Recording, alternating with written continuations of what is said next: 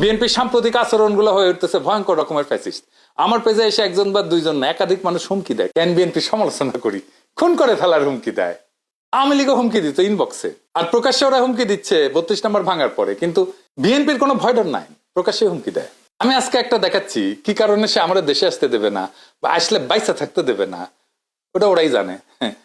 এরা ক্ষমতা আসলে কি করবে আল্লাহ মালুম। হ্যাঁ, আইডম থাকলে করে নিস রে ভাই, হ্যাঁ করে নিস, যে জিতবে ওই তো সিকান্দার হবে। হাইডম থাকলে তুই আমাকে দেখে নেবো, আমার হেডম থাকলে তো করে দেখে নেবো। এটাই রাজনীতি।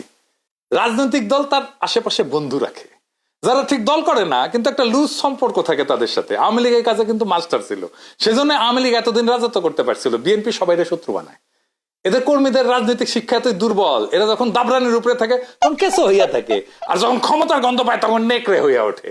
যাই হোক, এগুলো নিয়ে আলাপ করবো পরে, নির্বাচন আসুক, ক্যাম্পেইন করে দেবো, দেখাই দেবো জনগণকে কাদের ভোট দিতেছেন, দেখেন কিছুই হবে না হয়তো, কিন্তু আমি খায় না খায় কন্টেন্ট বানাবো।